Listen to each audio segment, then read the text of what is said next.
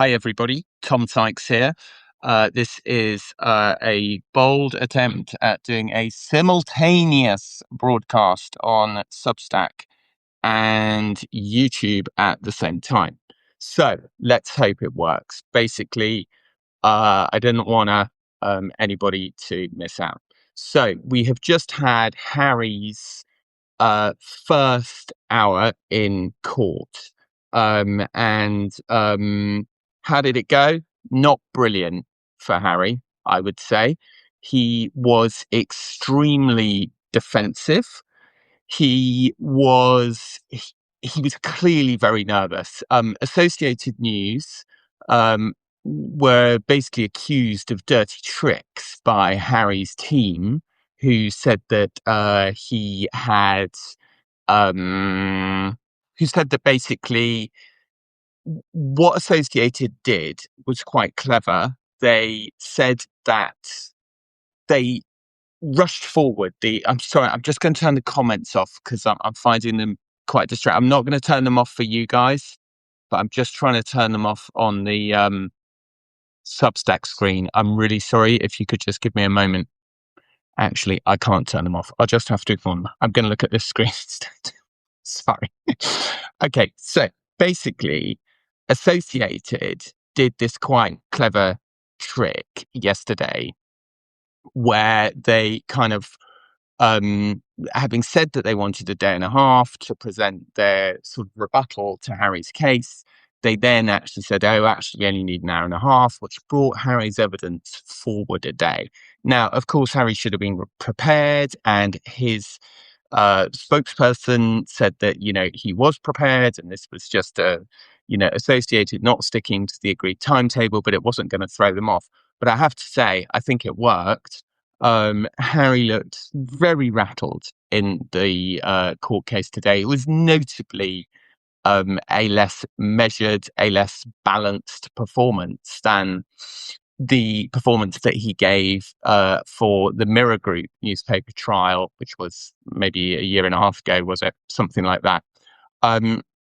He, in fact, incredibly, actually seemed to get very close to getting into an argument with the judge, Mr. Justice Nicklin, who, at this stage he knows fairly well because Nicklin has overseen several of the trials that have happened so far.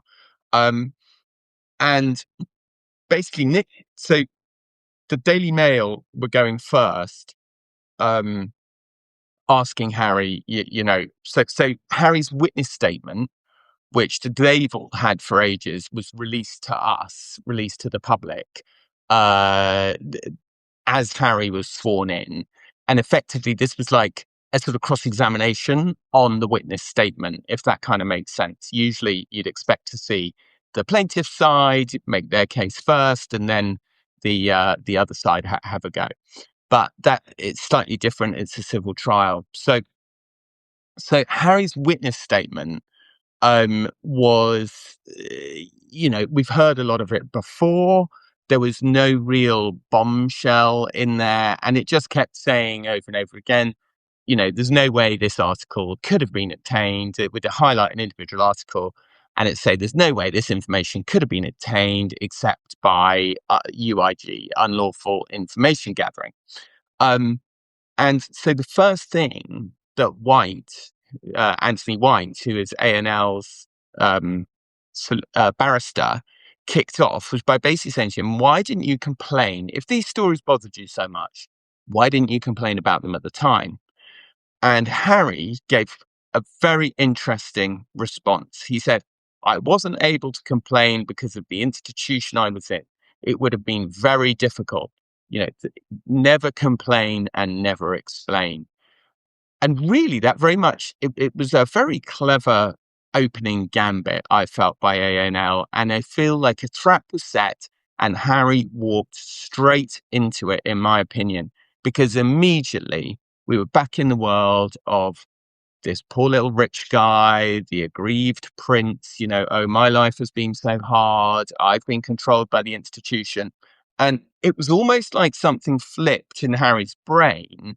And suddenly, we were back in this world of him being the most unfortunate, most unhappy person in the world. And,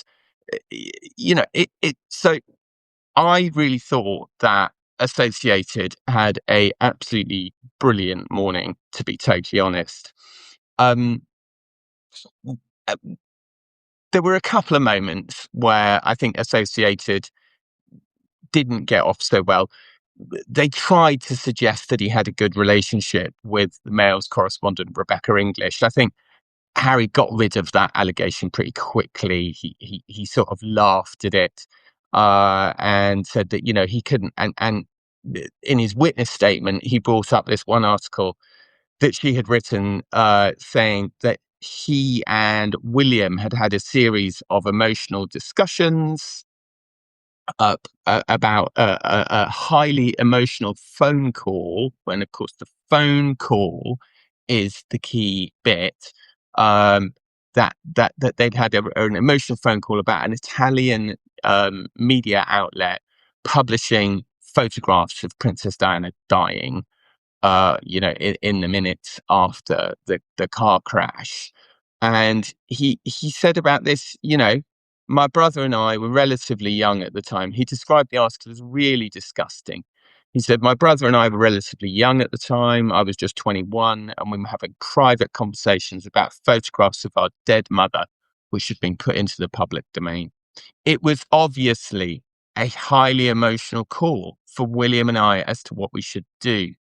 If Associated was willing to publish this type of material, then it really makes me wonder how far they are prepared to go and what else they learned but never published, because they would get caught.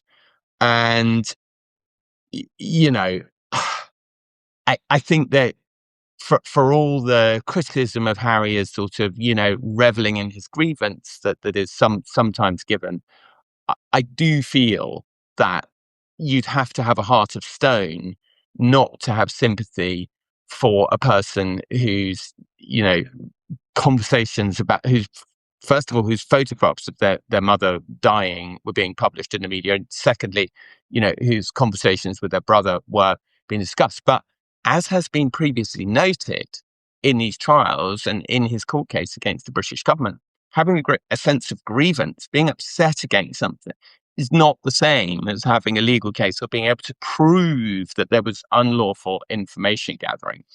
So, um, basically, the hearing kept descending, the back and forth kept descending into these very um, uncomfortable exchanges between Harry and the judge, because Harry, every time that White would ask Harry something, Harry would kind of get carried away with the response and go, "Well, that's not accurate. You're just, this person's just saying that. That's blah blah blah blah." And the judge just basically, at first, he was quite sympathetic and seemed to be, he was saying, "Look, I see this a lot. I'm a judge. I know what's going on. I know this is very emotional. Try and keep calm. Try and just answer the question." But by the time it got to the third time of him having to tell Harry to stop, arguing every point and just answer the question, his tone was a bit different. And Harry kept answering back to him. It was weird, to be honest, because this case is not being tried by a jury, right? It's being decided by the judge. So it's important to keep in with the judge. Now, I'm not suggesting that the judge is going to be completely swayed by, anything as minor as, Harry being a bit rattled in the witness box. But it's so it's so finely balanced, this case, that these fine margins are making a difference. And I think Associated's little ploy to bring it forward a day, I think worked very well for them. I think Harry was rattled. And, he ended up basically having an argument with the judge, going, well, I just think that Associated are, Harry would say, well, I just think Associated are stripping out all the color from the story. And I'm just trying to put it back in context. It's very one sided what they're presenting. And the judge kept saying, I know it's one sided. This is their times making. I am a very experienced media lawyer. I see this all the time. Your legal team are going to make all the arguments on your behalf over the next 9 weeks. You don't need to worry. What you need to do is you just need to answer the question. And then instead of Harry just doing the smart thing, going, "Yes, my lord, of course, I completely understand," which is what you would have thought he'd been advised to, it was this very arrogant kind of pushing back and kind of saying, well, basically telling the judge how to do his job. So it was kind of weird, and I think it was a very, I think they rattled him. I think they rattled him with the change of date, and I think they rattled him with this clever little dig at the beginning that got him to go on about the institution and how awful the institution was, and how he was never able to complain, never explain. And I've been told by sources that Harry felt that the never complain, never explain drove him to the edge of suicide, that it triggered the mental breakdown, that it blah blah blah blah blah. So yeah. So basically, a good morning for Associated, I would say, and a poor morning for Harry. Harry, I have written about this on my Substack, so forgive me if some of you have read this on my Substack already. I have posted. Um, Harry strongly resisted the implication that he was friends with Katie Nicholl. Now, Associated are very much trying to cast Katie Nicholl and Rebecca English as the villains of the piece. We're being told, not just in connection with Harry, in connection with Sadie Frost Law, terrible story about her breach of alleged breach of privacy of her having an ectopic pregnancy and it being in the papers before she had told her parents, which I think did cause an intake of breath around the courtroom yesterday. So it's very much about making Katie Nicholl, and it's very much about attacking Katie Nicholl's credibility as a particular target for them. And of course, you guys probably know Katie Nicholl best as the Vanity Fair writer, amazing, sort of incredible recovery from cancer. She had a terrible, terrible, nearly fatal cancer. A brilliant writer, has written loads of books about Harry, but they are chipping away at Katie Nicholl. And Harry strongly resisted the implication he was friends with her. He kept telling White, she was not part of my social circle. She turned up at events my friends were at. But of course, then White was able to say, right, so you do concede that she was often at parties that you and your friends attended. And Harry would say, well, she just made a career out of turning up at these events to make it look like she had real sources when really she was getting it all from UIG. That's not true. Like, Katie Nicholl was a diary journalist. That's what a diary means. That's what a diary job is, right? You go to events that are in the diary. So Harry, was really bristling. And then it emerged that Katie Nicholl had called up Natalie Pinkham to confirm a story. And Natalie Pinkham had said, yeah, the story's true, or whatever, or the guts of it are true. And Katie Nicholl then described her as a source. And Harry was like, well, that's not a source.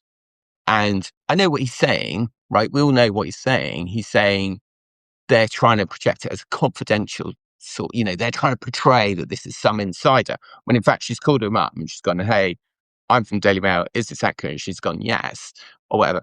And then he got into another argument with the judge about what the meaning of the word source was. And the judge was literally like, I'm a media, I'm a media judge. This is my job. I know what you're trying to say. Like, it was kind of crazy. I don't know. It's just like, you just get this impression with Harry that, I don't know, are people able to talk to him at lunch? Are they going to talk to him now? They've got, another 35 minutes of lunch. Are they going to talk to him and say, dude, you got to stop arguing with the judge. You need to go back in there. You need to take a chill pill. You need to relax, and you need to, stop taking it personally. Stop letting this guy rattle your cage, which is exactly, what he's trying to do. There was some more stuff from the witness statement. He said, if someone was dating me, They might assume they would be photographed coming out of a restaurant or a concert, but you've never experienced. You expect to experience full-blown harassment. And he also gave quite an interest in the witness statement. Also gave quite an interesting insight into the sort of tortured nature of intra-royal communications in the witness statement. He said, to this day, there are members of the royal family and friends of mine who may have been targeted by NGN, this news group, and I have no idea whether they have or have not brought claims. There was never any centralized discussion between us about who had brought claims, as each office in the institution is siloed. There is this misconception that we are all in constant communication with other, but that is not true. And of course, I've talked, funnily enough, I was talking about this literally last week about how the officers don't talk to each other. And I was saying how they have always traditionally been very, very rivalrous and hate each other and always seeking to do each other down. And lots of people were saying, oh, that's not accurate. Well, it is accurate. Um, so, yeah, so it was a really crazy, it was really crazy. I thought Harry really lost his nerve. I thought he maybe, didn't have the best night's sleep. He looked a bit fried. Then um, there was this bizarre bit about Harry sitting around a campfire. So one of the stories said, I can't remember, it was Katie Nicola or Rebecca English, wrote a story saying, Harry sat around a campfire and told some people that he just met that he was in love with this new person, and he was worried about, them being harassed by the media or something. And like Harry was like, this is completely false. I wouldn't sit around a campfire and tell people that I'd literally had no idea that I'd just met. I wouldn't tell them about my private life. That's not how I operate. And then White thought that he'd done something really clever and produced a section from his book, Spare, in which Harry talked about sitting around the campfire with three guys and telling them about the relationship and saying, I'm so worried about how we're going to get into Cape Town without being photographed, like how we're going to do it. And one of the three guys said, let's just drive or something like that. So White thought he was being fantastically clever at saying, having produced this bit from the book, which obviously would have put Harry in a difficult situation if he'd had to say, well, yeah, my ghostwriter just, or whatever. Like, obviously, that kind of defense was open to him, right? To disavow the kind of content of the book, but which wouldn't have been good for his larger credibility. But actually, Harry was very good on this and really thought on its feet and sort of checked with White about who he was talking about. Turns out that the three people who were sitting around the fire, he was able to describe as some of my oldest friends. So he said he'd known them since he was 13 or 14. And that therefore, clearly this representation that he had told people that he randomly knew, which White was trying to infer from the book, that White was not accurate. And that was where Harry was very good, and it'll be interesting to see if they can calm him down over lunch. I wouldn't give him any coffee. I'd give him a chamomile tea. I would give him a chamomile tea and some carbohydrates. And if he can come back and calm down and, like the judge keeps saying, just answer the question. Just answer the question. He could have a better afternoon and he could yet pull this back. But it wasn't the best start, in my opinion. Absolutely fascinating. Very remarkable, really, to see a member of the royal family in the witness box voluntarily in a case that they have brought, giving evidence. The last case, obviously, was Harry against the Mirror Group. Before that, you have to go back to the 1890s to get an example of a royal giving evidence in court, and that was, a crazy third case alleging that somebody had lied in a game of chance, a card game, and uh, So you did see, I think, the danger of the path that Harry's pursuing in his kind of intemperate remarks when he was a bit intemperate and was sort of rushing to say stuff. It wasn't brilliant, I didn't think. So he needs to be careful, and let's see what happens after lunch. So I'm going to end this now, go get some lunch myself. And yeah, we're back in court in 31 minutes. And then I think there's a break at 3:30. So I will either try and come on at 3:30, but I'll certainly try and post another tech written update at 3:30. So let's see what happens. And yeah, as I say, I'm trying to simultaneously do this on Substack and YouTube, and I think it's gone rather well, actually. I think it's gone rather well. Definitely better than being outside. Uh, Thanks. Although it was nice having the courts of justice in the background, but I think this is better audio quality all round. Thanks very much, guys. See you later. Bye.